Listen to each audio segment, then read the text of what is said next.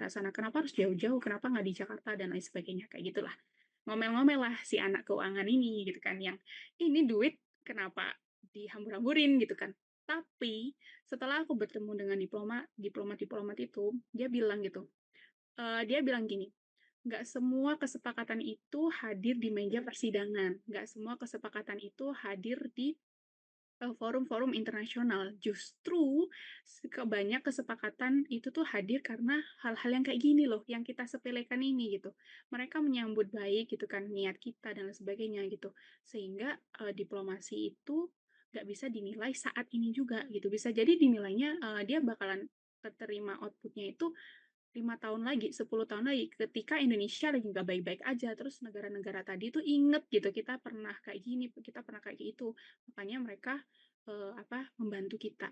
Nah, poin utamanya adalah bagaimana caranya kepentingan-kepentingan negara kita, kepentingan nasional Indonesia itu terpenuhi dengan cara-cara yang tadi. Tapi sayangnya penafsiran kita tuh kadang masih kecil gitu kan, masih satu sisi. Nah, ini perlu perluasan pengetahuan, ilmu, kebijaksanaan, dan hal-hal lainnya gitu, jam terbang yang bisa memahamkan kita gitu. Jadi nanti ketika teman-teman sudah masuk, pelan-pelan gitu untuk mempelajari ini, jangan judge by its cover gitu.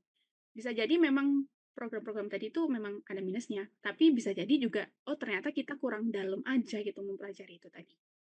Nah, itu adalah fakta-fakta yang akan aku jabarkan, tapi ada satu sisi yang ingin aku bahas, yaitu bridging antara personal dengan dunia sosial nantinya kita. Karakter, value, misi, dan rencana hidup. Teman-teman, PNS itu kan jangka waktunya lama banget ya, sampai teman-teman pensiun insya Allah gitu kan. Dan jangan sampai teman-teman udah keterima terus tiba-tiba resign atau resign gara-gara kecewa gitu. Bukan resign karena ada pertimbangan-pertimbangan yang lainnya gitu.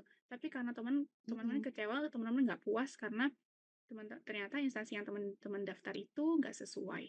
Nah, inilah perlunya kita untuk cari apa yang membuat kita tuh kuat, yang akan terus memotivasi kita ketika kita dihadapkan dengan potensi-potensi yang membuat sesak di dada gitu. Sebagai dulu orangnya masyarakat, warga sipil, jadi sekarang PNS gitu. Nah, ini perlu kita pelajari. Sebenarnya tujuannya kita untuk didaftar PNS itu apa gitu. Nah, ini kita harus inline juga karena PNS itu ternyata punya konsekuensi yang sebegitu masifnya ke hidup kita. Ini aku cerita dari sudut pandang aku. Karena Kementerian Luar Negeri menurut aku konsekuensinya cukup kompleks dan cukup berdampak sekali ke kehidupan personal. Pertama, ketika aku udah jadi bendara, tadi kan aku bahas kalau tugas aku adalah keuangan, aku minta waktu 2 menit lagi ya untuk menjelaskan ini. Nah, ketika aku jadi bendahara, maka aku tidak diperkenankan untuk berkarir punya bisnis. Nah, biasanya kan PNS ini sampingannya bisnis. Nah ternyata aku nggak boleh itu. Nah, kemudian ternyata siklus rotasi aku adalah per 3 tahun. Indonesia perwakilan, Indonesia perwakilan. Dan ternyata ketika di perwakilan, suami aku tidak boleh mendapatkan rezeki dari negara yang tempat aku dituju. Otomatis ini tantangan lagi kan. Oh, ternyata kalau misalkan spouse aku adalah sama-sama Kementerian Luar Negeri, ketika di perwakilan tidak boleh satu kantor. Lah, LDM nih. Nah, terus kemudian ketika spouse aku adalah WNA, maka aku nggak boleh berkarir di perwakilan selama spouse aku tuh belum jadi WNI. PR lagi. Terus kemudian ketika aku ditempatkan di negara berbahaya, keluarga aku nggak boleh ikut. Nah, ternyata sekompleks itu gitu. Dan itu kan pasti sangat menjalar ke rencana hidup kita kan, gimana cara kita mengakomodir hal-hal tadi gitu, ketika kita tuh dilarang ini, dilarang itu, dilarang ini, dilarang itu gitu. Nah, aku memberikan contoh ini karena Kemlu salah satu contoh yang kompleks. Nanti teman-teman silakan cari gitu kan. Di instansi teman-teman kayak gitu nggak? Misalkan di BPK berkaitan dengan auditor. Pasti kan ada tuh batasan-batasannya. Atau KPK, teman-teman daftar di KPK. Pasti kan ada batasan-batasannya yang membuat teman-teman itu harus memegang teguh karena teman-teman itu jadi orang yang megang rahasia negara misalkan, atau teman-teman yang di BIN gitu kan, atau mungkin kalau di kementerian kayaknya nggak semasif itu, ya silakan dicari gitu. Karena informasi itu akan membuat teman-teman lebih tenang untuk memutuskan, aku bener nggak sih daftar di sini atau enggak gitu. Jangan sampai nanti teman-teman baru tahu, lah baru tahu gitu. Karena ini ada kejadian, dia resign 1 tahun setelah dia bekerja di Kemlu. Itu kalau aku bilang ya, aduh sebenarnya sayang sih sayang gitu kan. Tapi lagi-lagi itu kalau misalkan kita riset kayaknya nggak sampai harus resign gitu. Itu akan bisa diisi sama salah satu putra terbaik bangsa gitu kan, siapapun itu nggak tahu, tapi nggak kosong jadinya. Soalnya apa? SDM di semua instansi itu kurang. Kalau ada yang keluar, otomatis nih makin berkurang kayak gitu. Jadi pendaftaran PNS itu bukan terkait kita doang gitu. Nggak boleh gitu, tapi harus kita kaitkan dengan apa ya, ibarat kata kita punya malu lah, kita punya moral lah ketika kita PNS, kita nggak bicara tentang diri kita sendiri, enggak. Tapi justru kita hadir buat jadi agen perubahan, kita tahu konsekuensinya, kita bisa kalkulasi, kita siap. Dan ketika kita dihadapkan dengan apa ya, hal-hal yang menyesalkan tadi, kita tuh masih believe gitu. Kalau one day itu akan ada titik di mana semua ini akan berubah jadi lebih baik. Nah, mungkin itu aja teman-teman, nanti bisa kita bahas lebih lanjut. Terima kasih, mohon maaf lebih waktunya. Oke, nggak apa-apa. Makasih Intan udah sharing bareng kita tentang apa itu PNS. Jadi buat teman-teman semua yang mau nanya, bisa karena ini rame biar gak riweh, bisa raise hand dulu atau tulis pertanyaannya di kolom chat ya. Ini udah ada satu pertanyaan, Tan. Mungkin eh, teman-teman yang lain juga bisa bantu jawab ya. Dari Vina atau dari apa namanya Fazrina. Ini ada pertanyaan, boleh nggak sih misalnya kita udah jadi PNS terus calon suami kita WNA kan, warga negara Arab gitu ya, bukan warga negara asing. Nah mungkin dari Intan dulu lah, karena Intan kan berhubungannya sama orang asing terus kan. Ya, boleh ya, coba dijawab Intan. Oke, sebenarnya boleh, cuman nggak apa ya, untuk menjadi proses WNA menjadi WNI itu kan butuh waktu ya. Kalau kurang lebih itu 10 tahun gitu. Nah, itu tuh masih tetap boleh nikah, tapi banyak hal gitu kayak misalkan statusnya kan mereka belum punya nik gitu kan. Mereka belum masih terdaftar menjadi WNA walaupun tinggalnya di Indonesia gitu kan. Em, Tetap gitu teman-teman bisa berkeluarga, tapi ada batasan-batasan gitu yang tadi aku sampaikan gitu. Bisa jadi anaknya teman-teman belum punya apa ya berkata akan kesusahan gitu untuk ngurus hak-haknya gitu kan. Kayak misalkan kalau di ASN kan ada apa namanya tunjangan suami, tunjangan spouse, sorry, tunjangan spouse. Kalau misalkan spouse kita itu WNA, pasti itu nggak dapet gitu kan, dan lain sebagainya. Nah, itu tuh jadi apa ya, karena statusnya kalau aku lihat di Kemlu cukup banyak ya orang-orangnya itu menikah dengan WNA. Nah, itu tuh apa ya, mereka tuh mengalami stuck karir gitu. Karena tadi itu nggak bisa melanjutkan karirnya karena suaminya belum jadi WNI. Nah, tapi aku kurang tahu kalau misalkan di instansi lain. Nanti teman-teman bisa searching-searching dulu lah gitu. Tapi kalau di Kementerian Luar Negeri, once ketika kamu punya spouse WNA, itu tuh akan sangat-sangat berdampak ke karir kamu, ke keluarga kamu gitu kan. Dan itu cukup jadi PR sih, dan di Kemlu cukup banyak gitu pegawai-pegawainya yang menikah dengan WNA gitu. Oke, Kasihan makasih banget Intan dianggap jawabannya. asing, kan emang asing. Ya, mungkin nanti Vina sama apa Fazrina jawab yang satu ini aja nih. Ada pertanyaan lanjutan yaitu ada pengalaman punya teman yang mundur dari PNS nggak? Alasannya kenapa dominan? Tadi kan Intan udah jawab ya, Ah, dia ah, ada yang mengundurkan diri gitu. mm-mm. Mungkin kalau dari Fazrina atau Vina bisa jawab. Kalau dari kementerian kalian ngundurin diri karena apa gitu? Karena terlalu maju atau perlu mundur sedikit ya kan? Jawab Faz, mungkin bisa jawab. Iya, izin menjawab ya. Ini bukan nggak pernah dengar kali ya, nggak pernah lihat secara langsung dan nggak pernah mengikuti proses secara langsung. Tapi dengar-dengar dia itu dapat pekerjaan yang lebih worth it gitu. gajinya. Bus Jadi dari kayaknya BK dia dapat nah, kerjaan yang lebih worth it. Luar iya, biasa. jadi Luar biasa. nah tapi kan memang kita sesudah kita terima apa persyaratan terus kan kita menantangani ya kalau misalnya kita keluar sebelum 1 tahun masa pengangkatan setahuku itu kita harus membayar denda. Nah itu konsekuensinya ya kalau keluar kita harus siap dengan denda yang dibayarkan itu gitu. Nah, itu jadi ada konsekuensi berupa denda gitu ya. Itu kalau di PNS pusat kayaknya hampir rata-rata sama sih gitu. Kalau misalkan dari Vina, kalau di Pemkab ada nggak eh, pengalaman teman-temannya mungkin ada yang ngundurin diri dari PNS? Izin menjawab, dari Pemkab sendiri sebenarnya banyak ya, karena di Pemkab sendiri memang banyakan tuh resign gara-gara tidak sesuai dengan kenyataannya itu emang gajinya sedikit ya. Yang pertama itu masalah gaji. Yang kedua memang lingkungannya itu banyakan orang tua ya. Nggak sama kayak kita di swasta kan banyak Gen Z-nya gitu-gitu kan. Hah? Oh nggak kelihatan ya? Oh nggak, oke. Nggak usah pakai Gelapin. iya iya iya, nggak usah pakai video deh, memang di sini gelap guys. Ya. Oke, Vina mungkin nambahin ya sedikit kalau pengalaman dari Anda ada juga dari saya, ada juga teman-teman yang ngundurin diri gitu. Bukan karena terlalu maju tadi ya, tapi karena mungkin masalah gaji tadi benar kata Fazrina sih, kebanyakan karena itu, sama yang kedua karena penempatan gitu.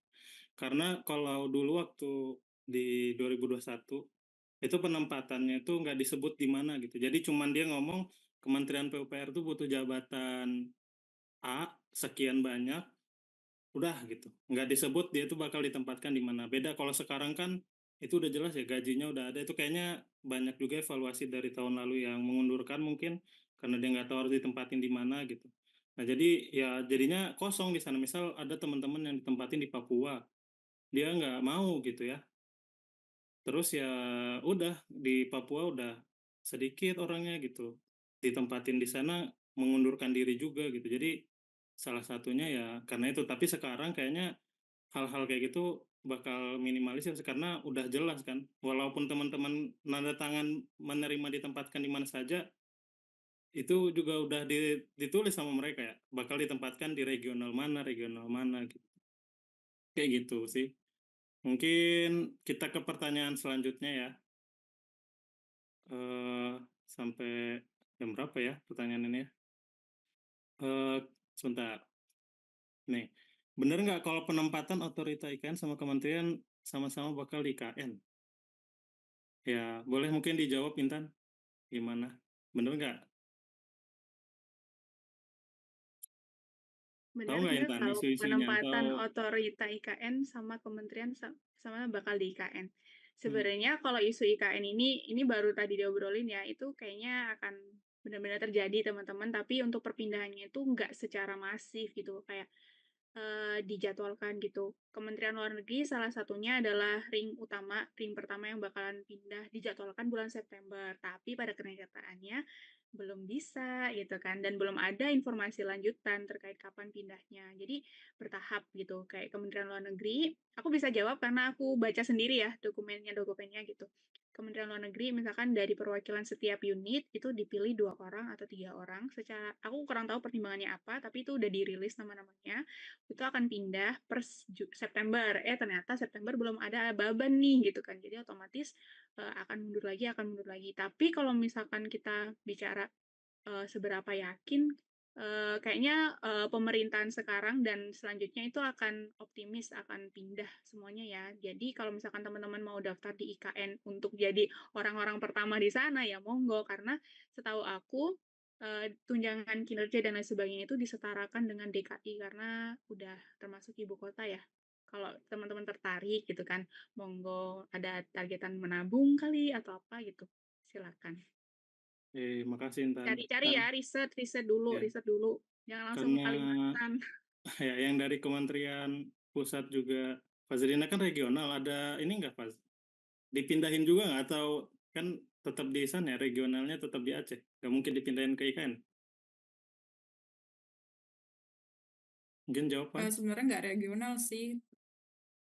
Sebenarnya nggak regional. Kalau di aku kemarin pas daftar BPK itu, memang di awal tuh aku pilih pulaunya. Oh, Jadi Sumatera gitu ya? Kepulauan Sumatera. Nah, terus ya udah nanti aku selama 10 tahun perjanjiannya akan ada di Sumatera mutasinya. Hmm, Setelah dari 10 tahun, nah bisa jadi aku ke IKN atau kemana. Tapi bisa juga jadi belum tentu, selama kan 10 tahun itu kan kontrak ya, di atas kontrak ya. Tapi kan tergantung pimpinan juga. Ya kalau pimpinan maunya aku ke IKN ya nggak ada masalah gitu. Jadi tetap ada kemungkinan ya, Faz, ya? Walaupun nanti juga teman-teman kan ada penempatannya, ada namanya tuh. Misal ditempatkan di daerah mana gitu ya, ada regional mana. Nah itu tetap ada kemungkinan untuk ke IKN gitu. Apalagi kalau kementerian ya ruang lingkup kerjanya se-Indonesia gitu. Mungkin satu pertanyaan lagi ya. Nanti kita lanjut ke sesi selanjutnya. Satu pertanyaan lagi nih, kalau masuk kementerian itu sistem penempatannya gimana? Apakah ketika kita sudah berkeluarga ada pertimbangan penempatan nggak ke daerah-daerah? Nah, kalau Intan ya, dari Intan kan luar negeri, apakah penempatannya seluruh dunia atau gimana, Tan? Per benua, jangan-jangan kan kita nggak tahu ya sistem regionalnya, atau Asia Afrika gitu. Gimana nih? Kalau Kementerian Luar Negeri hanya punya satu kantor, teman-teman, di Indonesia, hanya di Jakarta gitu kan. Jadi otomatis tahun-tahun pertama biasanya kita nunggu antrian gitu kan. Kan tadi aku bilang kalau PK itu 3 tahun, per 3 tahun rotasi. Tapi biasanya untuk ngantri pertama kali itu bisa sampai 4 tahun, 5 tahun gitu, baru kita first posting gitu.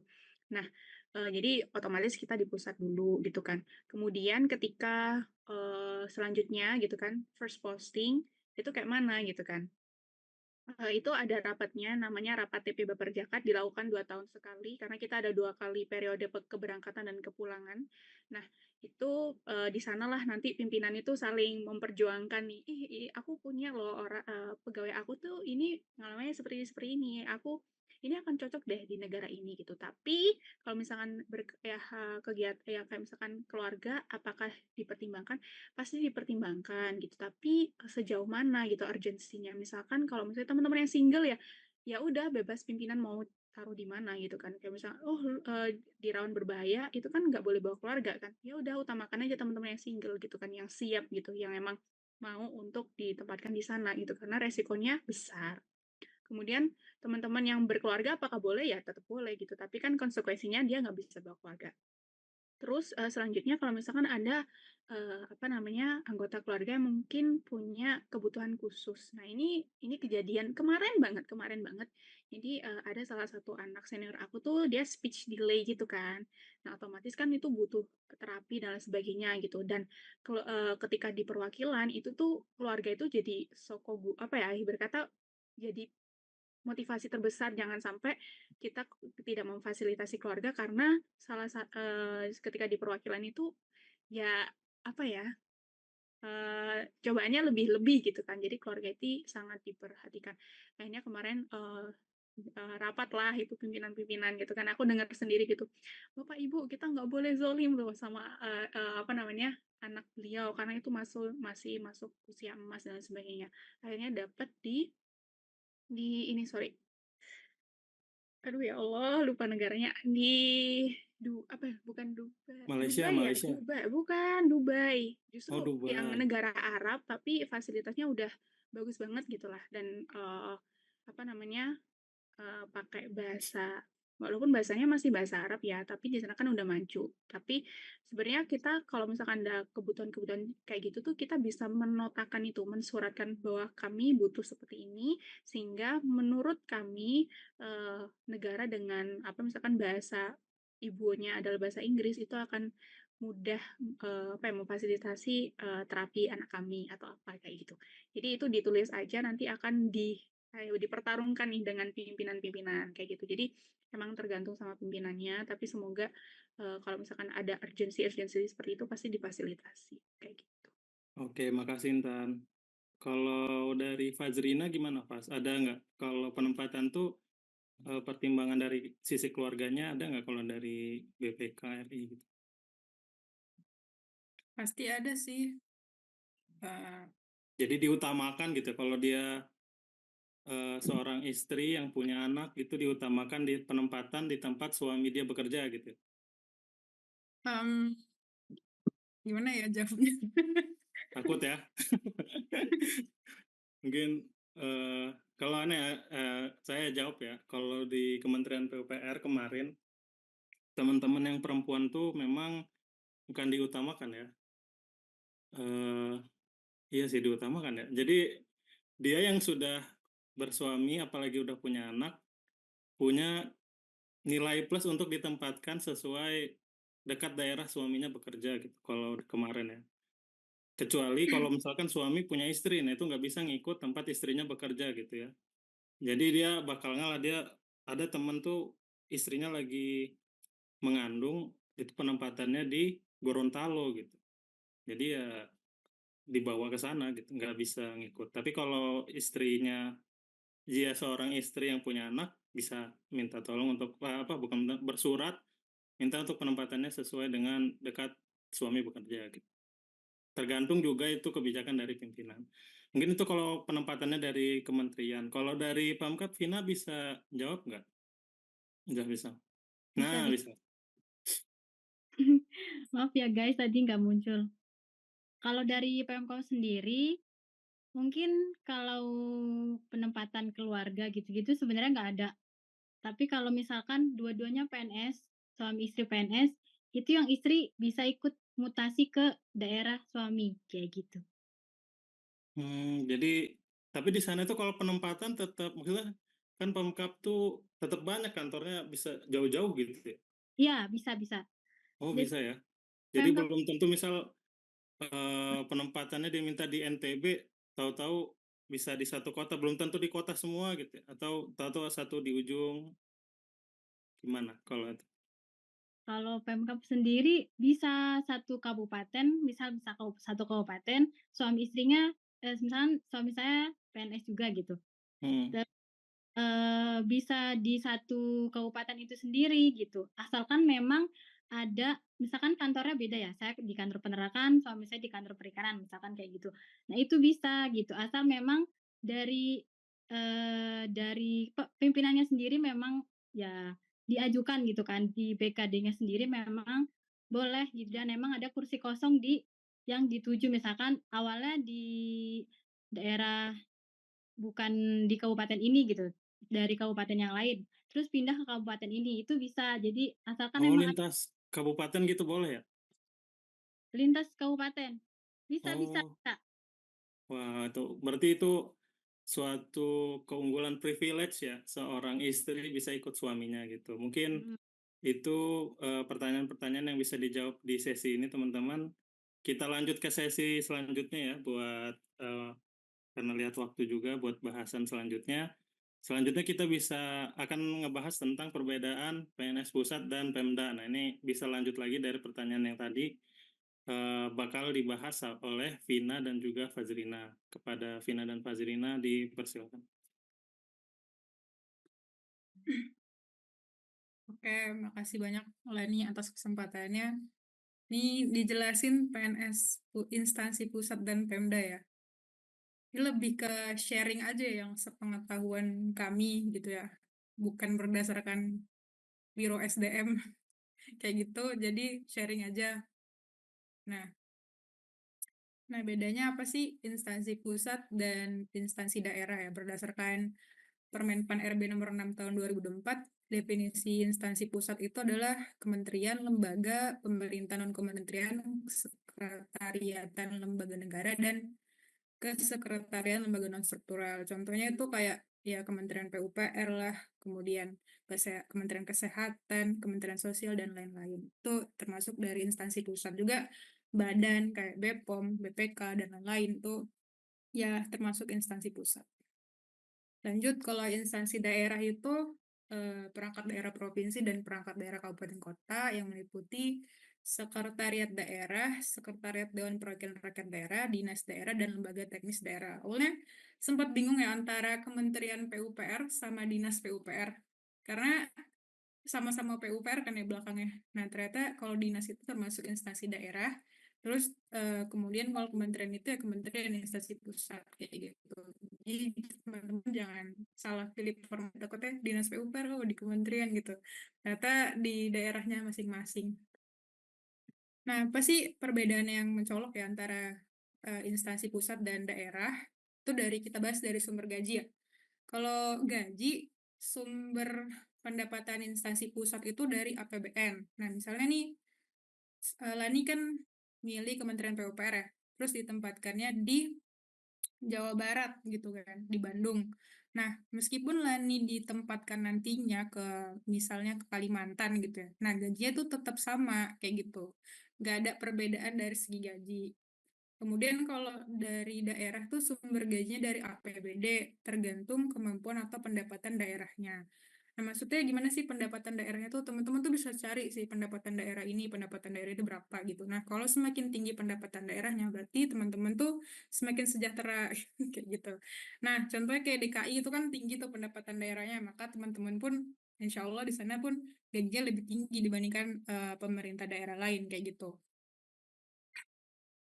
Jadi juga ini ya sebagai bahan perhatian juga teman-teman yang mau milih instansi daerah gitu, dilihat jangan sampai kita tuh di sana nggak survei, terus ternyata kita juga nggak punya relasi di daerah tersebut, ya daftar-daftar aja, nggak tahu biaya hidupnya berapa, yang didapat berapa, terus setelah lulus ternyata gajinya lebih apa ya nggak menutupi gitu dari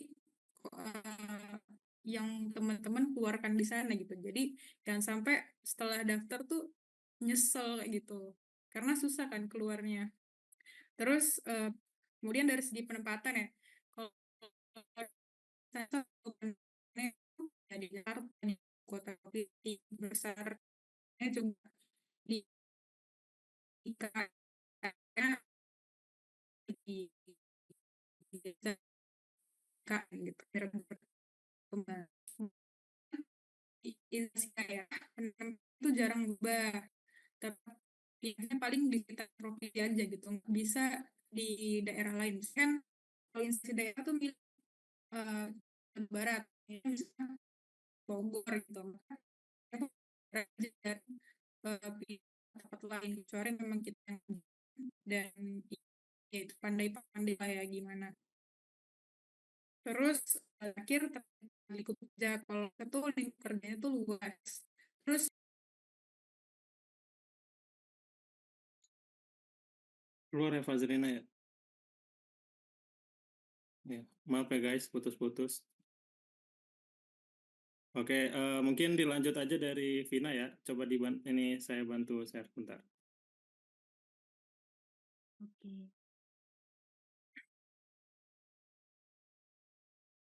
Oh, udah itu. sorry keputus ya. Sorry. Sampai mana tadi bentar ya.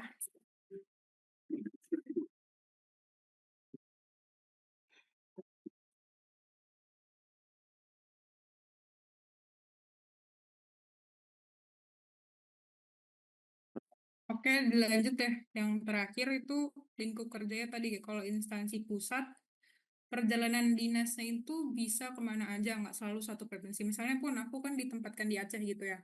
Nah, nggak menutup kemungkinan gitu. Aku tuh perjalanan dinasnya ke Jakarta ya, ke Yogyakarta kayak gitu. Lebih besar cakupannya dibandingkan kalau daerah. Mungkin kalau daerah tuh lebih sedikit perjalanan dinas keluar kotanya, kecuali ada rapat kerja atau diklat. Nah, paling jauh tuh diklat. Biasanya tuh dikumpulkan di suatu balai diklatnya kayak gitu.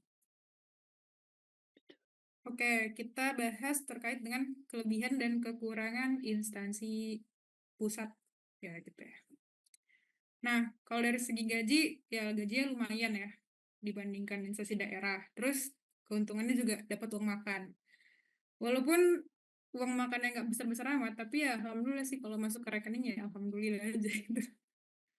Lalu jaringan dan relasinya luas ya. Karena mengingat tadi kan kita kan dipindahkan ke beberapa ibu kota, terus ke beberapa perwakilan. Jadi ya kita semakin luas aja gitu relasinya karena teman-teman kita juga dari berbagai daerah kan.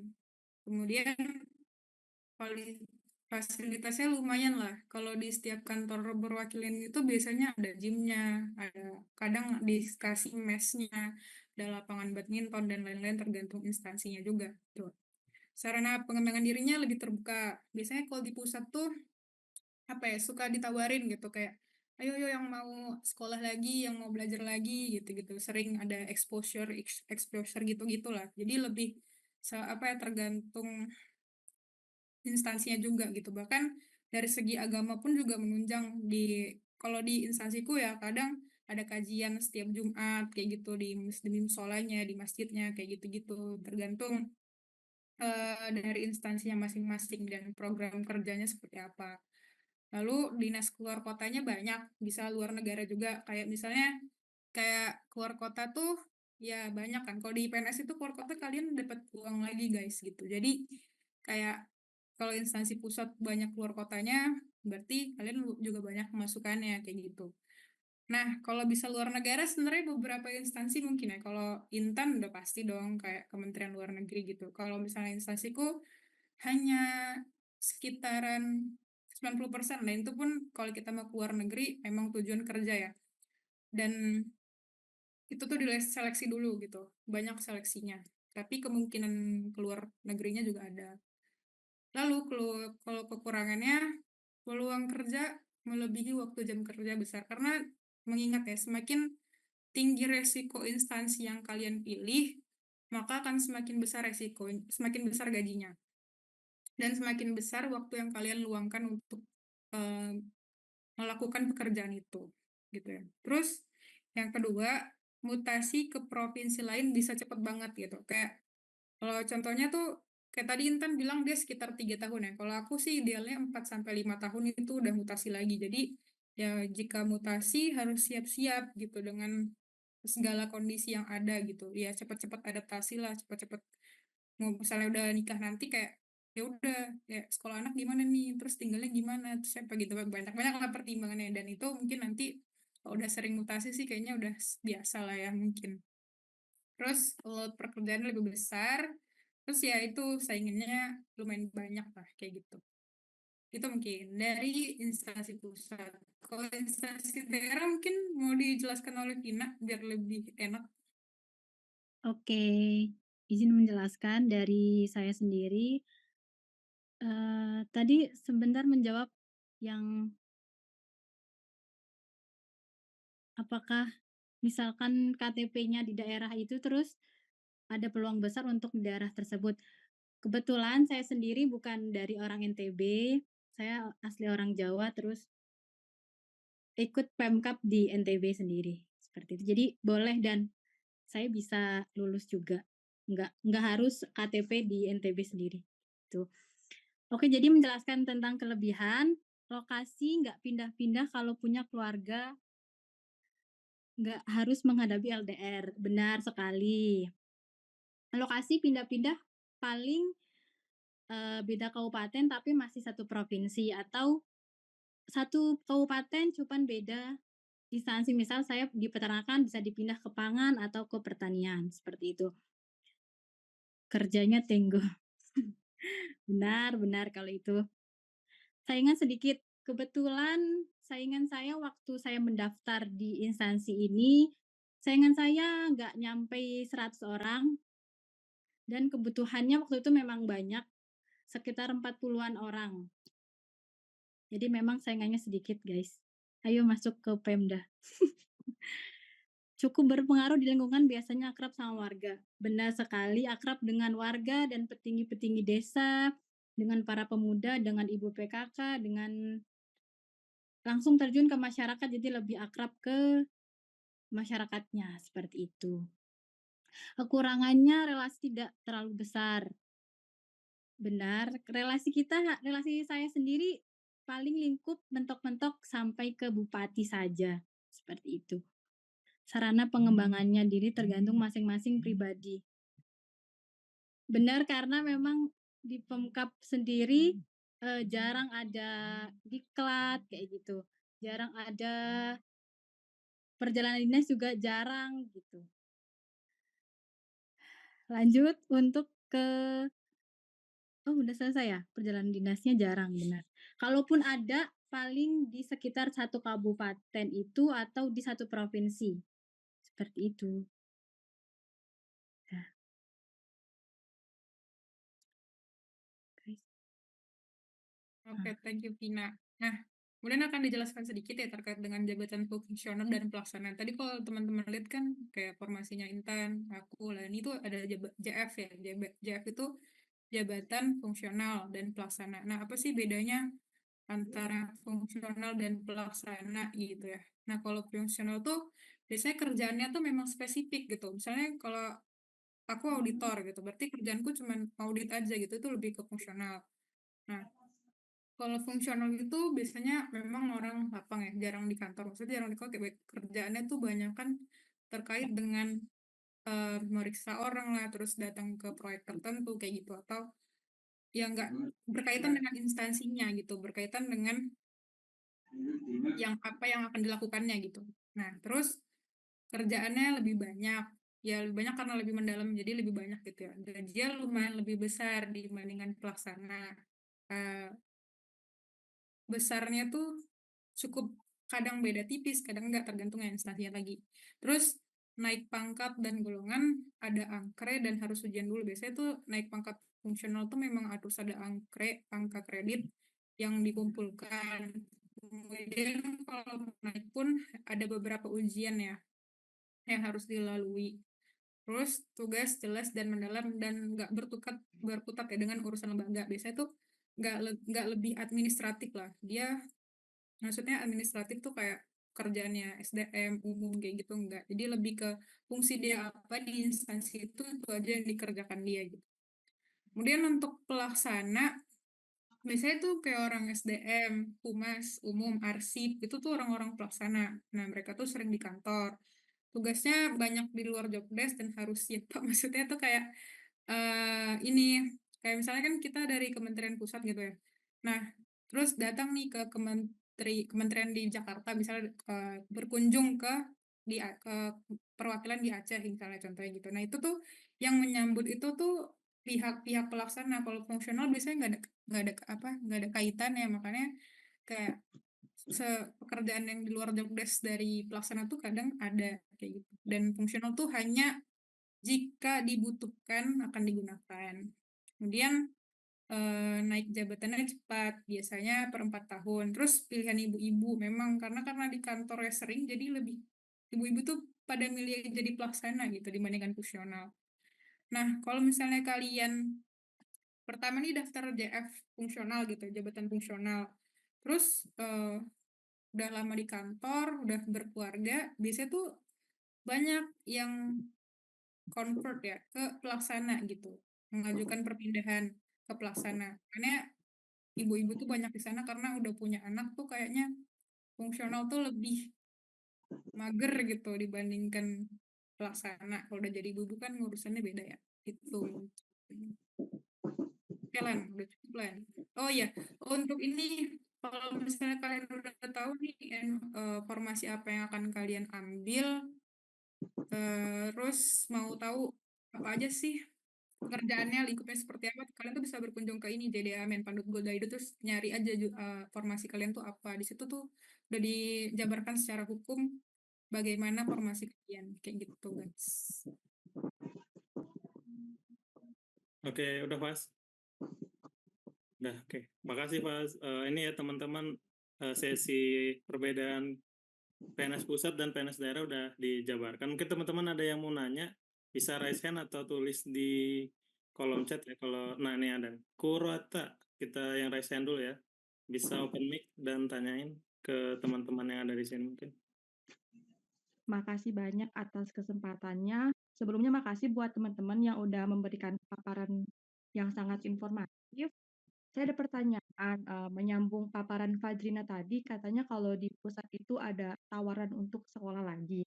Nah, itu tuh kalau misalnya kita pengen sekolah lagi setelah 5 tahun menjabat sebagai PNS atau tidak tentu gitu tentang untuk kesempatan lanjut. Misalnya kalau di BRIN, apakah itu kalau kita udah 3 tahun bekerja bisa lanjut lagi atau nunggu minimal jabatan misalnya 5 tahun atau 10 tahun gitu? Mohon arahannya. Oke, terima kasih pertanyaannya. Mungkin Fazrina bisa jawab terkait tugas belajar. Kalau untuk tugas belajar jadi kalau di BPK itu di BPK di PNS itu ada 2 ya. 1 izin belajar, 2 tugas belajar. Nah, kalau izin belajar itu kalian tuh tetap S2, misalnya mau S2 nih, tapi di dalam negeri dan di dekat kantor. Misalnya kan aku di Aceh, berarti aku daftar Universitas Syekh Kuala, contohnya gitu ya. Nah, itu aku tetap kerja juga, tetap kuliah, namanya itu izin belajar. Nah, kalau misalnya tugas belajar, itu aku ngambil tugas belajar. Nah, saat izin belajar itu aku kerja dan kuliah, tapi aku tetap digaji gitu ya.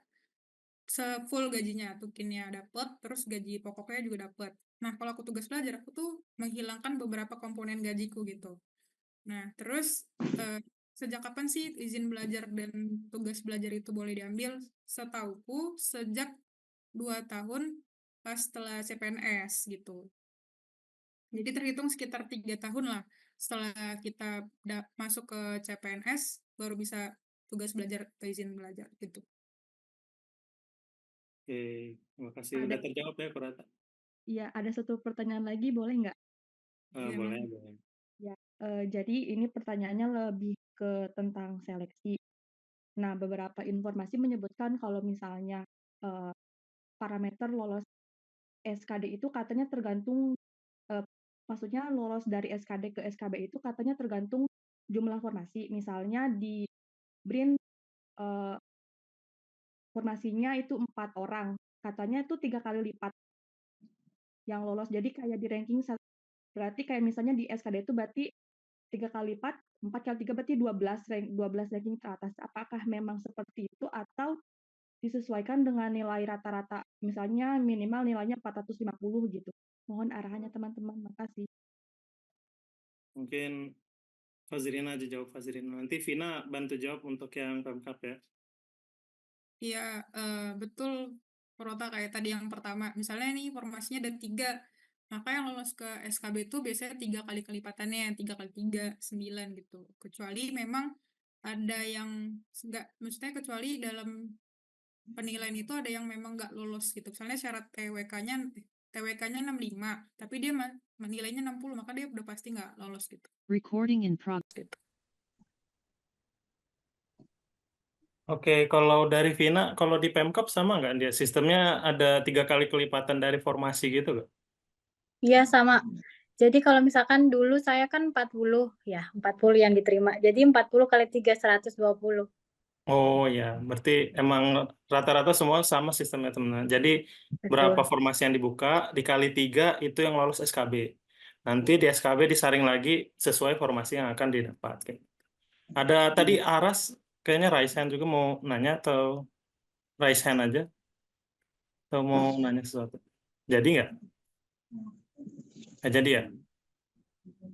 Oke, kita coba pertanyaan teman-teman yang di kolom chat ya. Ada yang bertanya nggak tentang pusat dan daerah? Nggak ada ya? Ini tadi ada yang tanya terkait kalau misalkan kan bedanya kalau di pusat itu kan Tunkin, kalau di daerah itu kan TPP. Nah, mungkin bisa dijelaskan lebih detail. Nah, boleh tuh Vina. Ada Mungkin yang bisa tertarik jelas. di daerah nih, sesuai tujuannya Vina, menarik banyak orang ke daerah. Iya. Jadi kalau di daerah sendiri, kabupaten ya. Jadi memang tetap ada dapat uang TPP gitu. Tetap dari CPNS sampai ke PNS juga tetap dapat. Tapi memang jumlahnya tidak sebanyak dengan tukin di kementerian atau di pusat atau di Pemprov atau di kabupaten-kabupaten yang memang seperti DKI Jakarta seperti itu. Jadi ya sedikit tapi ada seperti Ya itu. ada peraturannya gitu nggak, Vin? Atau gimana penentuannya itu berdasarkan TPP-nya berdasarkan sama ya APBD tadi. Oh, jadi tiap tahun bisa beda-beda atau? Kebetulan waktu itu saya naik jadi misalkan awalnya 500 terus naik jadi 700 kayak gitu. Oh, berarti bisa beda-beda ya? Iya bisa naik, bisa nggak turun sih, tapi selalu naik. Oh ya, ya. Oke, oke. Ada teman-teman ya, jadi Ada dan guys. kenaikannya juga ada mungkin sesuai dengan APBD-nya. Ini ada perhitungan APBD-nya nggak? Ya, kayaknya kita nggak tahu ya Iya, berapa persennya. Bukan kita yang ngitung gitu. Kalau kita yang ngitung kita besarin aja sekalian. iya. Nggak bisa ya. Tapi Ada mungkin gimana menambahkan kan? sedikit ya Ladi. Mungkin kalau misalkan masih ragu untuk mendaftar Pemda atau pusat karena memang nggak menutup kemungkinan kalau kita kan kerja untuk dapat uang, dapat gaji gitu. Kalau misalkan memang di Pemda uangnya sedikit, uangnya ini segala macam gitu. Tapi Pemda itu kan tadi yang jelaskan Intan di awal kan ada proyek seperti itu ya. Nah, karena Pemda itu memang langsung ke masyarakat, langsung terjun ke lapangan, itu tuh uang proyek dari pusat, misalkan ke daerah, misalkan kayak saya proyek vaksin PMK seperti itu ya, vaksin ke anjing, vaksin ke sapi seperti itu. Nah, itu tuh uang proyeknya tuh ada sendiri guys, jadi itu di luar gaji PNS, seperti itu. Oke. Terima kasih penjelasannya, Vina. Ini Ada yang satu nanya? lagi, lembur Iya. dibayarkan nggak di Pemda? Kayaknya Tuh. dibayarkan ya. Bayar nggak? Itu karena hak seluruh ASN. Jarang sekali yang namanya lembur ya guys. Ketat di daerah karena tadi berkaitan dengan mungkin load pekerjaan kali ya. Benar. Jadi memang saya selama hampir 2 tahun, hampir 3 tahun di sini nggak pernah lembur. Nah, Oh, eta. Nanti dipertanyakan kan kalau kita mengeluarkan uang dari APBN itu kan nggak cuma berdasarkan peraturan. Peraturannya lembur itu boleh, tapi dilihat kewajarannya juga. Lu pekerjaannya dikit, kenapa dilemburin? Ada tanda tanya kan di situ. Jadi ya nggak betul. serta-merta difasilitasi terus dibayarkan. Enggak.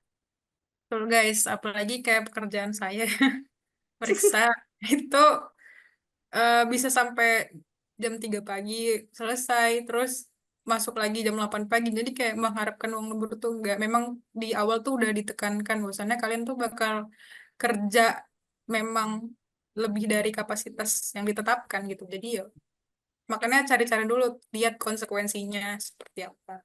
Pantas ketawa tadi Faz ya. Wah, gitu. Apa itu lembur? Nggak ada ya Faz ya? Nggak ada. Lembur terus Faz Rina ya. Nah, ini ada yang nanya nih. Terkait ujian. Kita tanya dua lagi ya lah ya. Kalau misalnya kita pilih Pemda, SKD dan SKB-nya itu di Pemda itu sendiri atau bisa mungkin di Jakarta tapi penempatan di NTB? Vina, bisa jawab? Oke, izin menjawab. Jadi kalau PNS saya 2021 kan saya kebetulan masuk 2021 juga. Itu kalau saya dulu SKD-nya wajib di instansi yang dipilih. Kebetulan saya milih NTB ya, berarti saya harus terbang ke NTB itu SKD ya. Tapi setelah SKB itu ada pengaturan lagi katanya bisa milih di kanrek-kanrek terdekat seperti itu. Tapi tadi saya lihat di yang pengaturan yang baru ya sepertinya saya tadi lihat bantu temen juga untuk mendaftarkan di akun SCLN itu dia di lokasi ujian itu ada tulisannya dan itu bisa milih seluruh Indonesia dan yang paling dekat dengan domisili masing-masing seperti itu sih. Gitu, oke. Berarti bisa ya? Bisa, Sepertinya bisa, kata bisa, Vina. Bisa, bisa. bisa. Yakin? Bisa, Yakin? bisa teman-teman. Jika saya menjadi PNS, apakah saya bisa bermain Zuma? Enggak ya, tadi kata Fazrina, bahkan lembur kurang jamnya. Kalau bisa, enggak 24 jam gitu. 30 jam saya.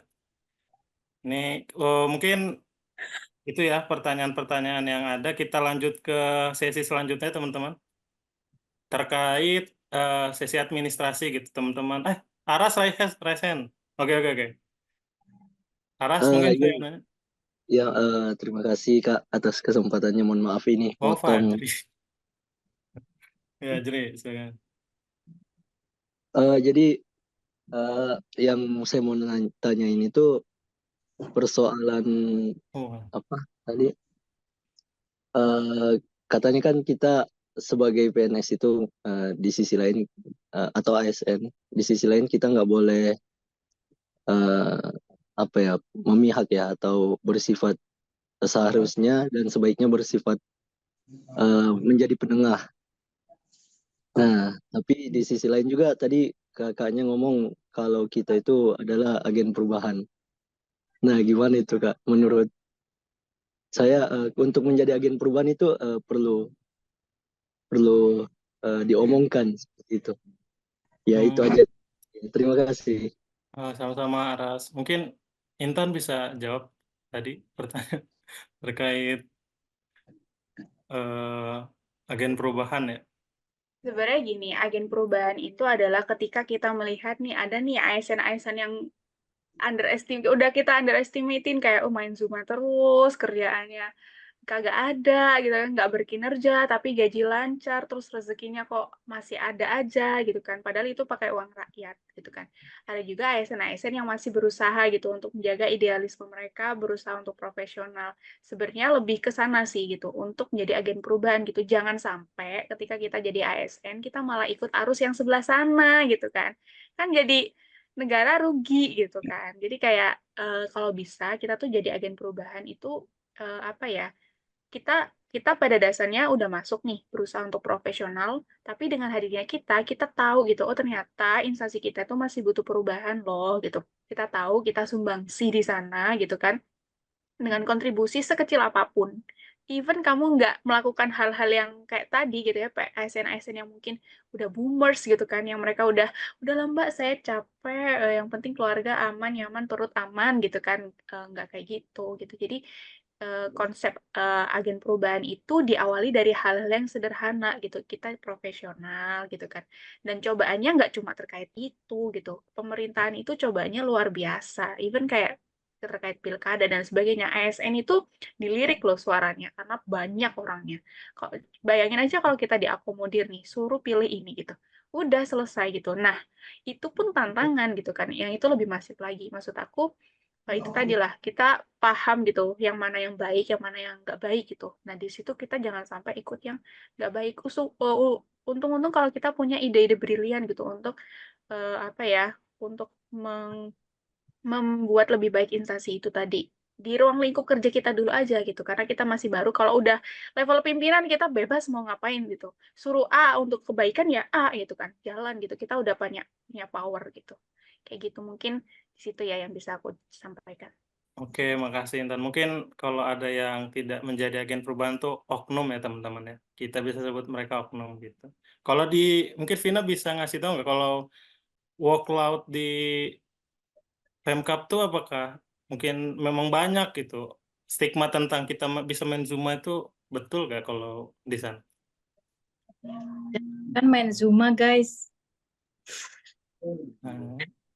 Main catur, main ya macam-macam lah. Macam, guys.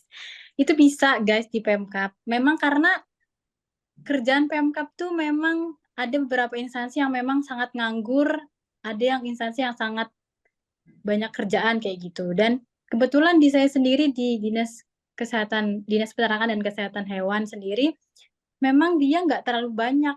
Jadi ada beberapa proyek-proyek memang dari pusat, dari Kementan itu tuh nggak setiap tahun ada kayak gitu. Jadi memang ya banyak oknum-oknum yang disebutkan Intan dan Lani tadi seperti itu ya banyak gitu. Tapi memang benar agen perubahan itu dimulai dari diri kita sendiri. Misal banyak PNS yang nggak berangkat atau nggak masuk kayak gitu. Karena kebetulan di instansi apalagi di NTB yang masih jauh dari kata maju.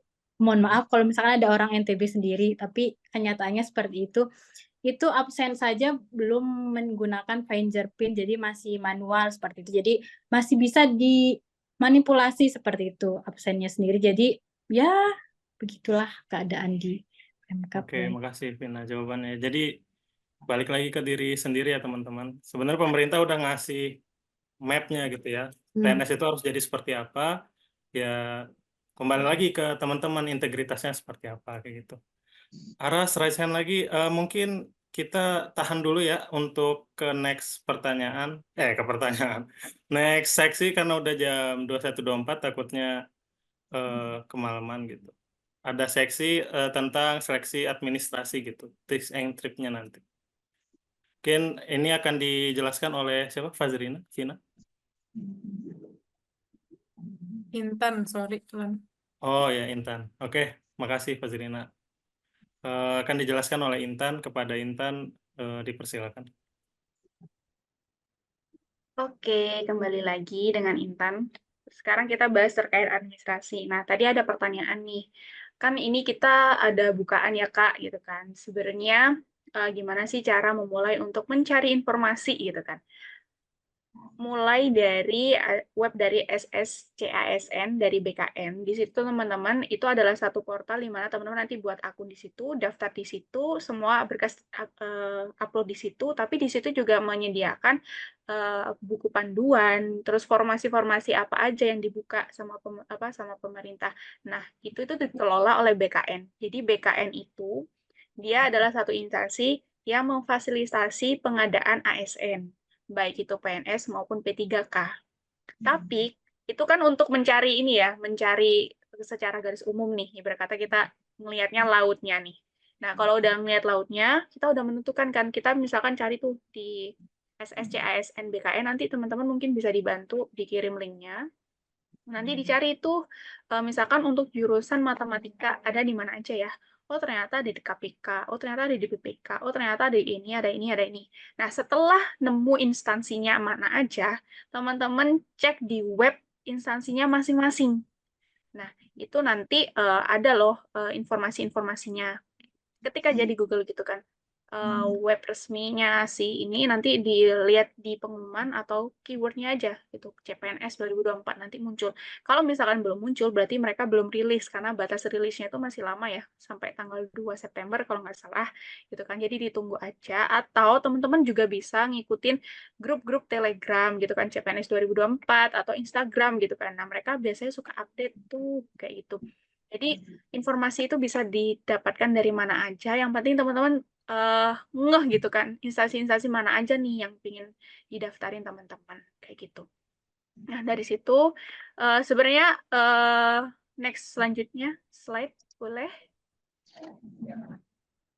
Nah, untuk semuanya bisa di SSCASN BKN ya. Nah, teman-teman ini adalah tips and suatu hal yang perlu dicek kembali gitu. Yang pertama adalah persyaratan instansi. BKN hanya memfasilitasi pengadaan ASN. Untuk detailnya, silakan teman-teman nanti cek di websitenya masing-masing, mereka punya pengumuman. Entah itu Pemda, entah itu pusat, itu mereka punya nota pengumuman terkait tersebut. Nah, di situ akan dijelaskan secara detail terkait instansi mereka tok. Tapi kalau BKN itu, ya semua instansi ada di situ gitu kan. Lebih milih mana? Yang detail atau yang secara umum? Teman-teman lebih ke gambar yang mana gitu? Lebih pasti yang mana? Jadi, cek persyaratan dari instansinya masing-masing. Jadi, teman-teman jangan terlalu berlarut-larut milih instansi, segera putuskan kalau udah mantep ya. Yang kedua, ikro dan teliti. Teman-teman, tadi kan aku udah mention bahwa pemerintah itu based on peraturan. Cara kerja peraturan itu diartikan satu per kata per kata gitu, dan nggak bisa kita artikan secara personal sendiri gitu. Ini kayaknya ini gitu. Harus benar-benar kata per kata. Jadi teman-teman ikro dan teliti. Bagi beberapa instansi mereka cukup cuek loh untuk meladeni pertanyaan-pertanyaan yang udah ada di pengumuman. Kayak Kementerian Luar Negeri itu kalau udah ada pertanyaan yang udah ada di pengumuman itu silakan cek pengumuman, silakan cek pengumuman, silakan cek FAQ, silakan cek gitu. Jadi itu melatih teman-teman gitu. Karena apa? Ketika teman-teman nggak teliti, itu akan membantu panitia menseleksi mereka gitu. Mereka nggak butuh waktu untuk menseleksi sebegitu banyak. Jadi yang diseleksi hanya dokumen-dokumen yang udah pasti oke nih gitu. Kalau udah ada satu nih, misalkan ada satu nih salah gitu, misalkan ijazah aja salah, udah itu TMS gitu. Udah mereka nggak usah capek-capek ngecek yang lain, bisa jadi kayak gitu. Atau tetap dicek tapi mereka udah salah nih, ya udah sih gitu. Jadi teman-teman hati-hati ya, ikro dan teliti, jangan ngide-ngide gitu. Misalkan, aku punya sertifikat ini Kak, aku punya sertifikat ini. Mereka nggak minta, ngapain dikasih? Gitu. Nggak usah ngide dan nggak usah ngotot gitu. Kayak misalkan, Kak aku jurusan ini kan masih ada kata-kata ininya gitu. Ini mereka kayak gini gitu. Kalau mereka mintanya cuma satu kata, tapi jurusan kalian ada kata-kata dua ini dan ternyata udah konfirmasi, mereka nggak menerima itu, ya ngapain gitu. Itu akan mengurangi energi teman-teman. Mending teman-teman fokus formasi-formasi apa aja yang benar-benar buka untuk teman-teman gitu. Nggak usah terlalu ngotot. Aku pingin instansi ini, padahal instansinya nggak buka buat kalian gitu. Ya udah gitu. Kalau mau PNS tahun ini ya cari yang memfasilitasi jurusan teman-teman. Gitu ya. Jadi nggak usah ngide, baca satu persatu, nurut apa kata pengumuman dari instansinya. Selanjutnya, slide. Nah, ini adalah tips untuk teman-teman. Dokumenku udah bener nggak ya, gitu kan. Nah, ini teman-teman yang sebelah kiri itu adalah pengumuman. Aku contohin dari Kementerian Luar Negeri, karena aku lebih familiar dengan mereka. Ketika teman-teman udah download, udah teman-teman baca, terus teman-teman udah daftar di SCASN, udah daftar pribadi, terus teman-teman udah milih Kementerian Luar Negeri, maka ketika teman-teman udah selesai mengisi data diri, terus ada di formulir, ada di dashboard untuk upload dokumen, ini tuh akan selaras dengan pengumuman ini. Pasti akan selaras.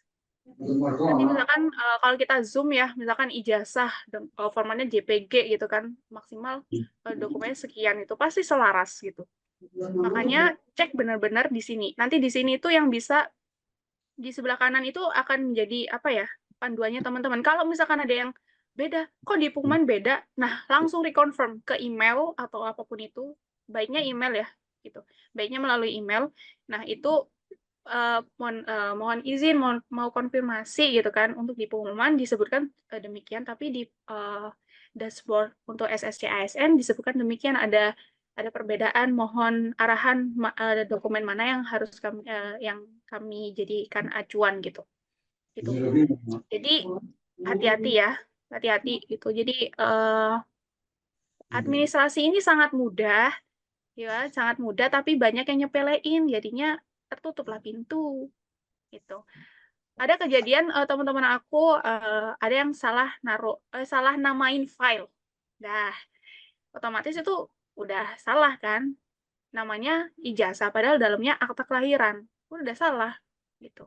Jadi hati-hati teman-teman, itu aku tegesin banget karena ini sepele gitu kan, dan sebenarnya proses administrasi ini latihannya teman-teman gitu untuk menaati peraturan. Instansi itu cuma pingin kalian taat nggak sih sama peraturan yang aku keluarkan atau pengumuman yang aku keluarkan gitu. Kalau teman-teman taat ya sudah. Kalau nggak taat atau ngide atau salah, ya udah, itu akan memperringan pekerjaan panitia untuk menyeleksi sekian banyak peserta. Satu peserta aja berapa dokumen gitu kan. Nah, kayak gitu. Jadi itu ya, baca kata per kata, nggak usah ngide, nurut dah. Udah. Itu kita mungkin administrasi banyak tanya ya, sesi tanya jawab, karena itu sangat teknis dan sangat spesifik gitu. Oke, makasih Intan atas penjelasannya.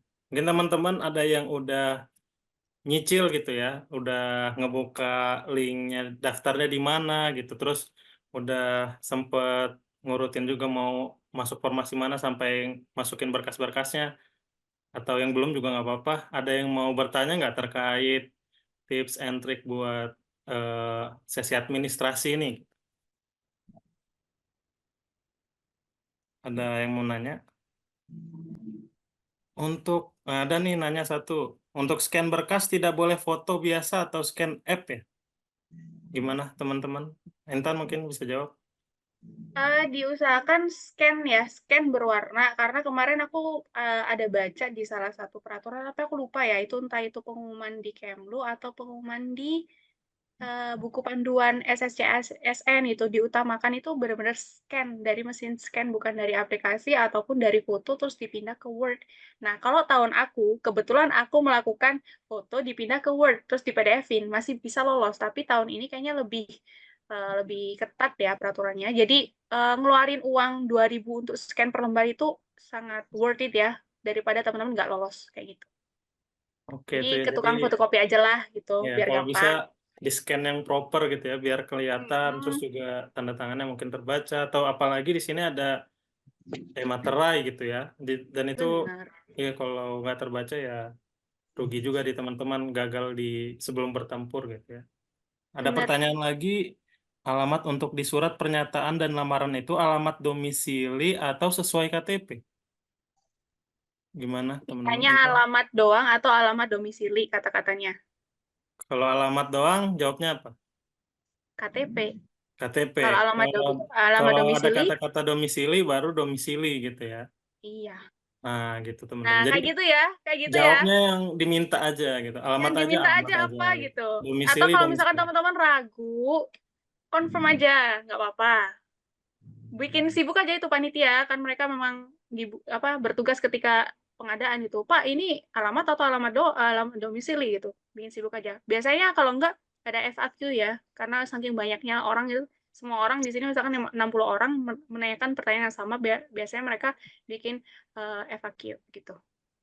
Nah, ini ada Nah, pertanyaan lagi mengenai formasi kuota. Tipsnya buat milih kuota formasi dong, Kak. Nah, ini mungkin semua bisa jawab ya dari karena Intan udah jawab, mungkin dari Fazrina bantu jawab. Sebenarnya ya takdir ya kalau menentukan formasi lulus atau enggaknya. Cuman kalau misalnya saranku pertama ini tanyakan dulu diri sendiri. Pertama, aku maunya kemana nih kira-kira? Kira-kira kalau misalnya di eh, Pemda atau instansi pusat, kira-kira aku nyaman nggak ya? Udah, terus didetailkan pilihannya. Udah didetailkan, terus coba tanya ke orang tua gitu. Misalnya, Pak atau Mah, kira-kira kalau aku milih instansi yang ini, gimana ya? Terus kira-kira sesuai nggak ya sama Papa, mau nggak aku kayak gitu, gitu, gitu, gitu. Diskusi juga sama keluarga. Terus udah ada gitu, udah dapet tuh kira-kira mengkerucut kemana. Terus ya udah baru istiqoroh, ikhtiar, dan dilihat juga peluangnya seperti apa. Kayak gitu mungkin ya yang aku bisa kasih. Oke, makasih Faz. Jadi ya sesuai kemauan sendiri sih kalau bisa ya. Karena nanti kalau mau pasti kita bakal berusaha lebih mungkin gitu. Kalau Vina ada nggak tips dan trik kenapa bisa banget yakin buat penempatannya di NTB gitu? Formasinya di sana sedangkan Vina bukan orang sana gitu. Bisa jawab nggak, Vina? Bisa, bisa. Oke, oke. Izin Kasih. off kamera ya, guys. Pilih formasi bagaimana? Apa namanya tadi pertanyaannya milih kuota formasi ya? Sebenarnya Iya, kenapa saya milih NTB karena memang kuotanya sangat-sangat banyak ya. Dibandingkan sama yang lain cuman 1 kursi, 2 kursi, 3 kursi, 4 kursi seperti itu ya. Tapi kalau NTB kebetulan banget memang 2021 membutuhkan banyak sekali kuota gitu. Terus mungkin karena Pemda juga ya, jadi memang kalau Pemda memang saingan Pemda itu sangat sedikit. Enggak, kalau dibandingin sama pusat, sama Pemprov, sama kementerian yang mungkin ke Intan, Fazrina dan Landi mungkin sangat berbeda nyata ya. Jadi ya tipsnya adalah kalau misalkan memang kemampuan diri, belajarnya masih kurang, belajarnya masih yang kayak cuman sejam 2 jam atau masih ragu-ragu, pilihlah Pemda. Tapi nggak oke. harus ini ya, nggak semua Pemda itu saingannya sedikit ya. Tapi memang kebanyakan ya, setelah saya survei-survei itu memang sedikit dibandingkan dengan pusat seperti itu, guys. Oke, terima kasih Vina. Jadi gitu ya, kalau kita nggak tahu saingan kita banyak atau sedikit, kita pilih yang formasinya banyak gitu ya. Biar kemungkinan kita keterima mungkin besar gitu. Jangan-jangan satu Indonesia mikirnya sama, ah ini formasinya banyak, yang daftar banyak. Gak usah daftar lah, milih yang satu formasi aja. Nah, Numpuk di sana semua. Jadi malah yang butuhnya 100, yang daftar cuma 30 gitu. Kan bisa jadi ya, kita nggak pernah tahu. Jadi sesuatu yang bisa kita lihat kayaknya ini bisa memperbesar peluang, pilihlah di situ gitu. Yang besar formasinya kayak gitu. Kita lanjut ke pertanyaan selanjutnya. Izin bertanya, kalau ada persyaratan buat sertifikat TOEFL, apakah prediction bisa berlaku? Ada teman-teman yang diminta TOEFL nggak waktu persyaratan? Intan? Tuh. Oh, Intan. Gimana, Intan? Aku disyaratkan ada TOEFL, tapi di situ dijelaskan boleh TOEFL prediction, makanya aku bisa pakai TOEFL prediction. Nah, kalau kayak gini, feeling aku yang resmi ya, karena dulu kan ketika tahun 2021 itu masih zamannya COVID, jadi udah jarang tuh pertemuan-pertemuan buat tes secara langsung. Jadi prediction itu mulai menjamur dan diperbolehkan. Tapi untuk sekarang kan nggak ada alasan sebenarnya kan untuk tidak TOEFL yang resmi, tapi boleh konfirmasi ke hotline-nya instansinya masing-masing apakah prediction itu boleh atau enggak. Ini juga menjawab pertanyaan dari ISEP terkait batas tanggalnya gitu kan. Itu silakan. Kalau aku dulu cenderung lebih apa ya, lebih yang penting lu pernah pernah ini ya tes gitu karena nantinya di SKB kita dites ulang semuanya. Jadi punya standar yang sama gitu. Nah, tapi kalau misalkan instansinya nggak ada tes ulang, berarti kan otomatis itu deadlock ya, bahwa sertifikat ini itu dipertanggungjawabkan sepenuhnya sama si pendaftar kayak gitu. Jadi lebih baik konfirmasi ulang ke instansinya masing-masing melalui email. Itu akan lebih valid. Nanti kalau jawabannya, oh diperbolehkan, terus teman-teman daftar, ternyata di tengah jalan teman-teman dianulir nih karena ternyata sertifikat TOEFL teman-teman itu nggak valid. Nah, teman-teman bisa sanggah, loh, saya pernah nanya loh ke panitia dan diperbolehkan, kenapa sekarang tidak diperkenankan gitu. Nah, biasanya nanti teman-teman sanggah teman-teman itu dipertimbangkan karena teman-teman punya bukti valid, teman-teman pernah nanya, pernah konfirmasi kayak gitu. Gitu ya. Oke, terima kasih, Intan. Fazrina pakai TOEFL juga? Kebetulan aku alhamdulillahnya enggak sih. Enggak pakai Oh, tuh. oke. Vina pakai nggak kalau di Pemda? Di Pemkab kebetulan nggak pakai TOEFL. Oke. Ya, jadi itu jawabannya dari Intan. Bisa ya pakai prediction, tapi lihat dulu instansi teman-teman dan tanya kalau dia nggak ada mencantumkan kata-kata prediction boleh, ya ditanya lebih baik gitu. Kalau dulu saya di PUPR tuh dia dikasih tahu boleh prediction gitu. Cuman ada satu kasus, jadi udah pengumuman nih, SKB udah selesai, udah pengumuman, udah dibuatin grup satu angkatan gitu. Dia tuh ada yang ngelaporin, kayaknya entah siapa ya gitu ngelaporin bahwa dia tuh TOEFL-nya palsu gitu. Padahal udah pengumuman, akhirnya dia dikeluarin dan diganti sama orang di bawah dia gitu, yang nilainya di bawah dia gitu. Jadi kalau bisa sih usahakan yang asli, walaupun prediction nggak apa-apa gitu. Kayak gitu sih. Ini ada pertanyaan lagi. SKCK harus yang masih berlaku ya Kak? Terus buatnya bisa di kota yang nggak sesuai KTP nggak? Ada yang mau jawab? Intan atau Fazrina? Intan, boleh Intan. SKCK.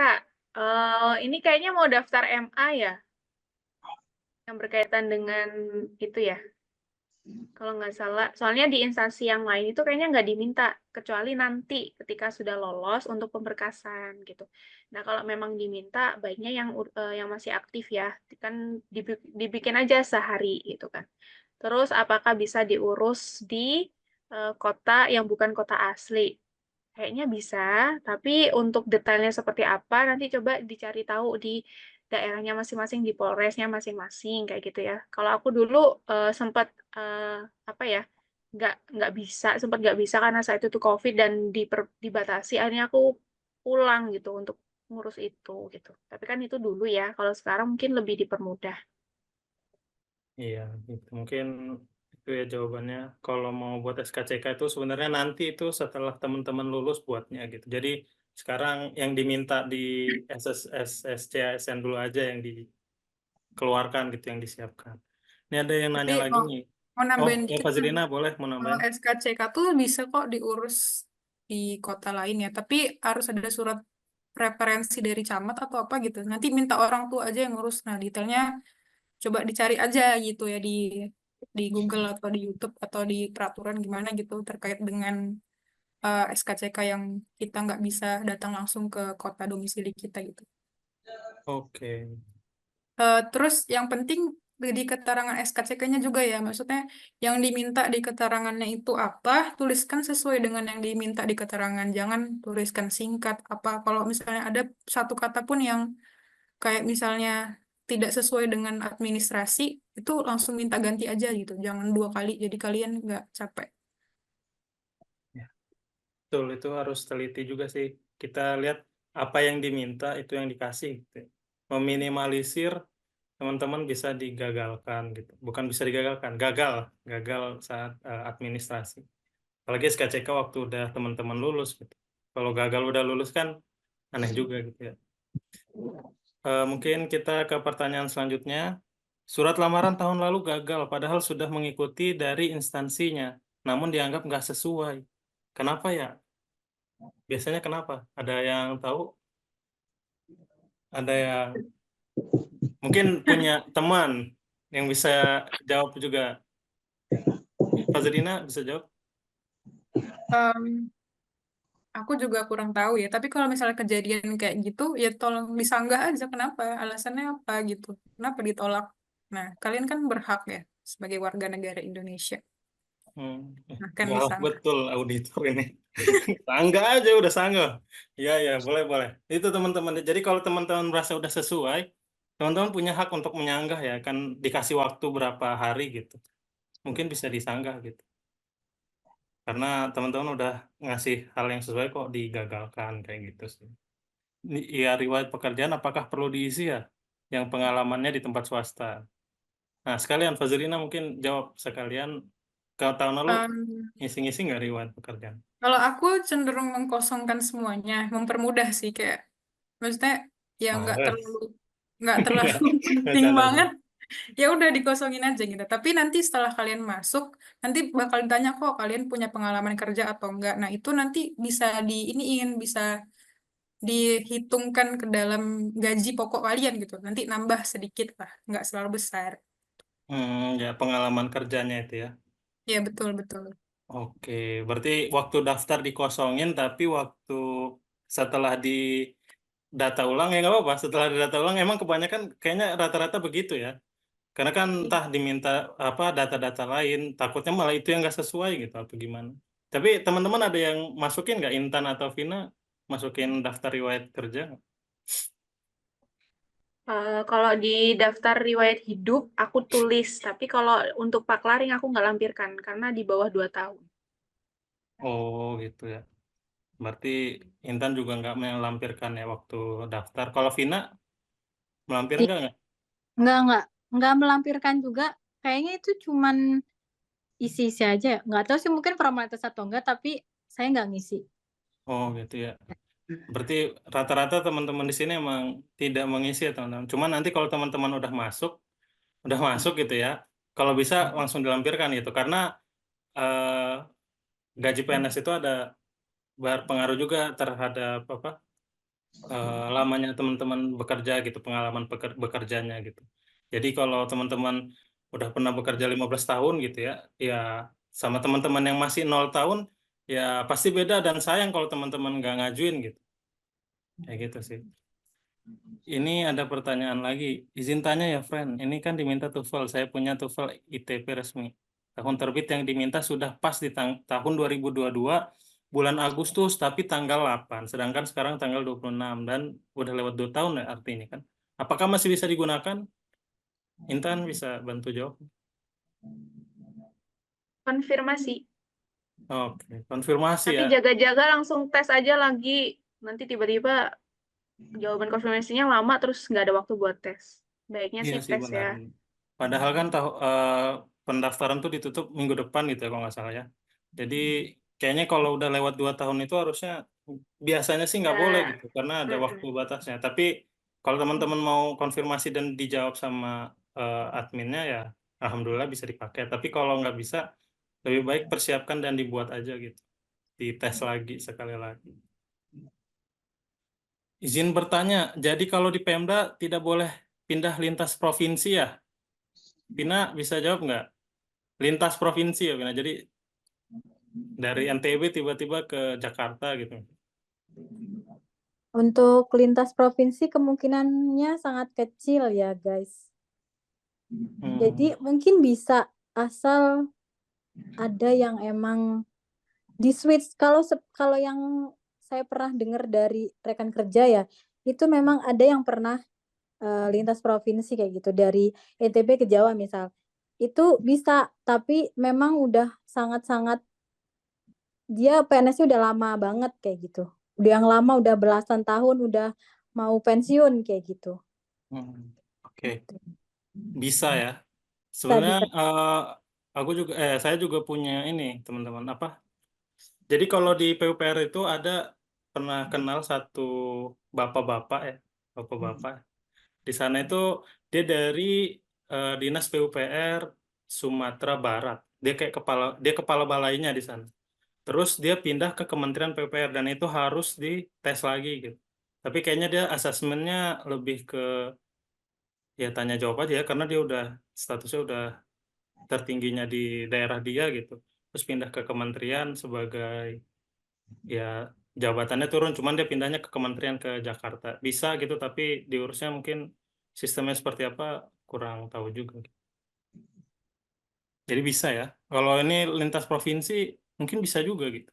Tapi mungkin sistemnya seperti apa kita agak repot.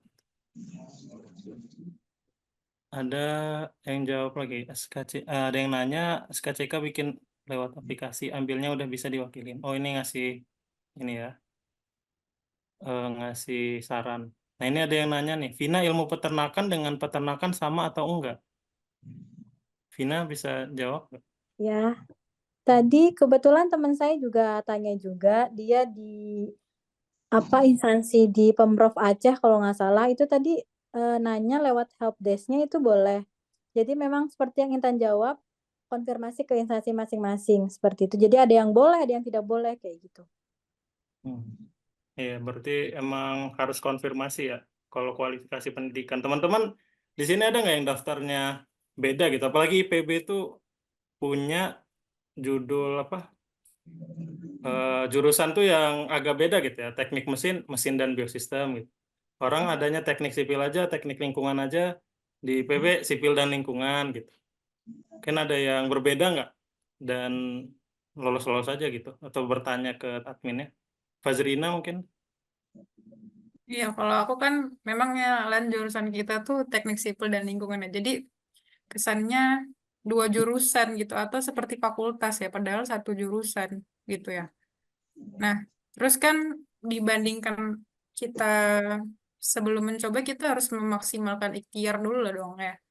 Kita tanya gitu ke kontak helpdesk ya kalau bahasanya. Tanya gitu kayak kira-kira jurusan saya misalnya teknik sipil dan lingkungan nih, bisa tidak saya mendaftar ke teknik sipil gitu.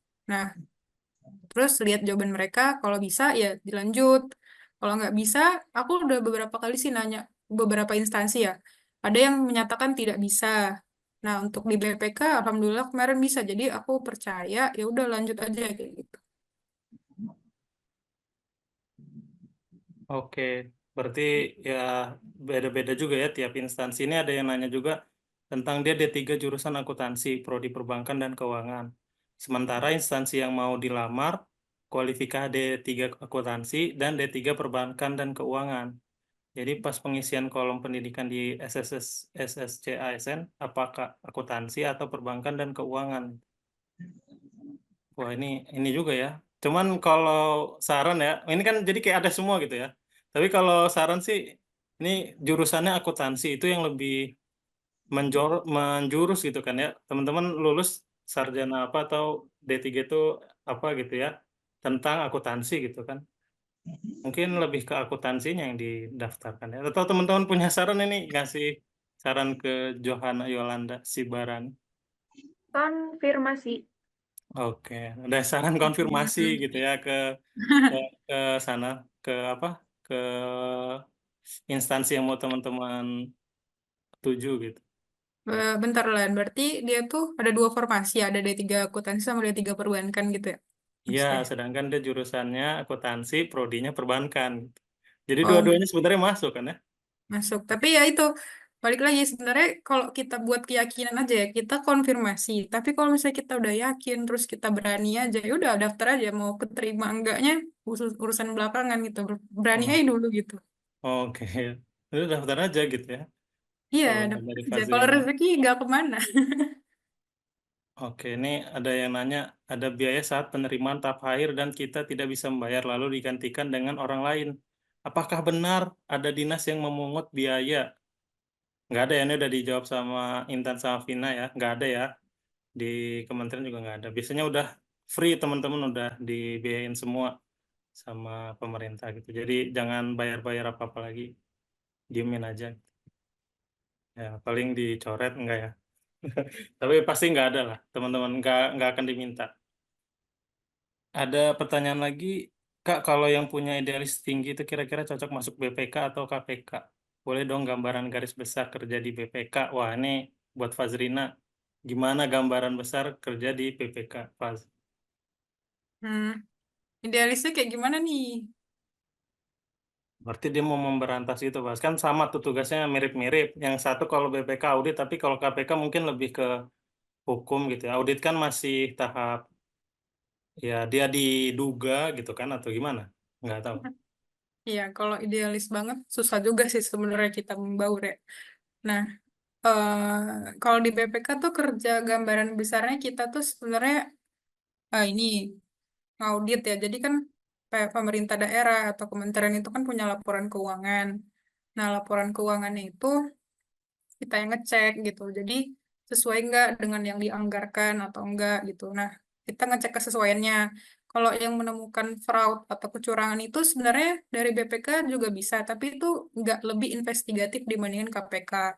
Di ruang kita, di ruang BPK maksudnya, di sini cuma mengungkapkan aja gitu, seperti apa kasusnya dan lain-lain. Nah, untuk ranah hukumnya itu lebih ke KPK atau kejaksaan ya. Kami nggak ngurusin terkait dengan investigasi dan kami pun tugasnya hanya menghitung kerugian negaranya, bukan hukuman yang didapatkan oleh seorang tersebut. Nah, kalau idealis mungkin berprinsip ya gitu ya. Berprinsip sebenarnya sangat dibutuhkan untuk orang BPK, apalagi berprinsipnya maksudnya orang yang prinsip dalam hal baik ya gitu ya, kayak yang nggak no suap, no KKN, dan lain-lain itu kan hal bagus ya. Sangat diperlukan untuk di instansi ini gitu. Karena mendorong kan, karena semakin banyak kerugian negara yang kita pulihkan, semakin baik juga gitu keuangan negara kita gitu. Oke, terima kasih Fazrina atas jawabannya. Ada mungkin satu pertanyaan lagi kalau ada yang mau bertanya, teman-teman. Sudah cukup ya. Kalau ini ada Alex, tapi kasus dulu tentang guru ASN yang di Bandung dipalakin uang pelatihan gimana tuh, Kak? Oknum itu ya, kayak lagi-lagi oknum. Ya kan kayaknya udah diklarifikasi lah, bahkan Pak Gubernur Jawa Baratnya waktu itu Ridwan Kamil juga udah nemuin. Oke, mungkin itu yang bisa kita sharing pada hari ini ya, teman-teman. Karena sudah malam, mungkin dari teman-teman narasumber, Intan, Vina, sama Fazrina punya pesan-pesan nggak buat teman-teman yang ingin mendaftar PNS tahun ini? Dari Intan dulu, dipersilakan. Dari Lani dulu dong. Terakhir. Ntar saya terima kasihnya aja. Oke, silakan Intan. Oke, pesan-pesannya buat calon CPNS 2024, amin ya Allah. Teman-teman, perlu kita garis bawahi, kita ingetin lagi, kita bold, perlu kita ukir di sini gitu, bahwa ketika kita jadi ASN, kita digaji oleh masyarakat ya, dari pajak gitu. Jadi, apa ya, mungkin ini kok islami banget, tapi apa ya, itu yang akan membuat kita tenang sebenarnya gitu. Cara kita menjaga keberkahan itu yang akan challenging gitu. Karena banyak banget godaannya. Jadi ingat-ingat lagi gitu. Nah, kita bisa aja gitu hidup hidup enak gitu kan dari PNS gitu. Bisa gitu. Lebih dari cukup ya, lebih dari cukup. Kalau kita mau nyari-nyari kita bisa gitu. Cuman kebayang nggak sih kalau misalkan nanti di akhirat tuh ditodong tuh sama seluruh masyarakat Indonesia gitu. Waktu lu buat apa gitu kan. Dan lain sebagainya. Uangnya dikemanain, kenapa ada ini, kenapa ada itu gitu. Jadi please kalau misalkan kalian jadi PNS itu jadilah PNS-PNS yang punya value baik gitu dan jadi agen perubahan gitu. Kita nggak kurang-kurang kok orang baiknya gitu. Tapi kita butuh itu tetap baik terus gitu sampai ending sampai teman-teman pensiun. Mungkin itu sekian dari aku. Semoga kita semua dijaga dan diselamatkan. Semangat! Ya, terima kasih Intan. Kalau dari Fazrina mungkin mau nyampein. Apa ya? Ya pasti pertamanya ya semangat gitu ya untuk apa yang sedang kalian perjuangkan. Ingat juga rezeki itu gak akan tertukar gitu. Terus eh, apa yang kalian pilih dari sekarang itu ya usahakan tadi kata Intan keberkahannya gitu. Apapun itu prosesnya lah, semuanya tuh kalau bisa berkah, maka nanti pekerjaannya pun akan dimudahkan dan prosesnya pun akan dimudahkan gitu. Percayalah bahwasannya ini adalah eh, takdir orang itu masing-masing berbeda gitu ya. Jadi kalau misalnya kalian keterima di sini di PNS berarti itu memang takdir kalian, tapi kalau memang belum saatnya waktu ini ketunda atau bahkan belum berarti memang bukan di sini yang terbaik kayak gitu. Jadi setiap prosesnya diikhtiarkan, didoakan, diminta dukungannya gitu sama teman-teman, sama orang tua terutama minta minta ke orang tua gitu untuk didoakan juga rajin-rajin sedekah pada saat masa-masa apa prosesnya gitu. Jadi dipermudah gitu jalannya, ditetapkan. Mungkin apa itu yang kalian pilih sekarang mungkin nggak kelihatan baik, tapi ternyata pas kalian di sana itu ya bagus malah lebih daripada ekspektasi kalian. Itu aja mungkin. Ya, makasih Fazrina. Selanjutnya Vina bisa nyampein. Mungkin kalau dari saya, kalau mau hasilnya besar, jadi usahanya harus besar juga, guys. Kalau misalkan pengennya Kementerian Keuangan, Kementerian Kemenhumkam yang seperti itu, yang emang kita tahu sendiri saingannya banyak, ya berarti usaha kita harus lebih banyak. Seperti itu bisa latihan soal setiap hari, setiap jam, setiap detik, setiap menit, kayak gitu. Mungkin kalau memang kita usahanya ya nggak menutup kemungkinan kalau Pemda memang juga banyak saingan, tapi ya sesuaikan dengan potensi, dengan kemampuan diri kayak gitu. Semangat guys. Oke, terima kasih Vina.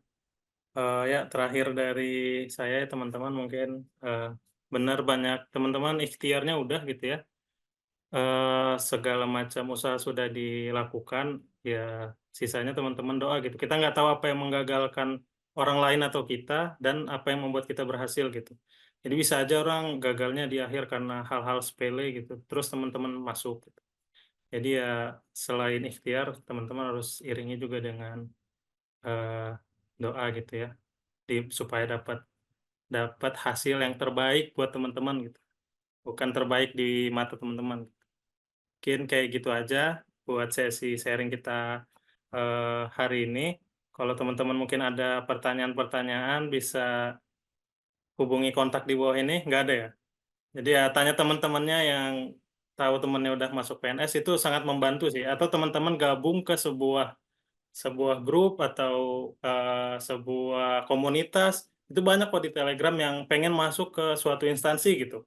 Dia di daerah atau entah dia pengen masuk ke apa namanya kementerian, itu sangat membantu karena kita mau tujuannya sama, mereka mungkin udah punya jawabannya, bisa saling sharing di sana gitu. Itu sangat membantu banget kalau teman-teman punya forum kayak gitu.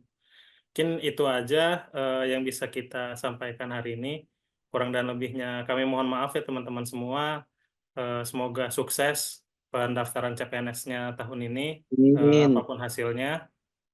Ditunggu kabar baiknya di instansi teman-teman berada, dan kita bisa diskusi lagi, sharing antar instansi di mana di tempat teman-teman yang ada gitu, dan bisa ngasih masukan-masukan buat teman-teman selanjutnya yang mau masuk.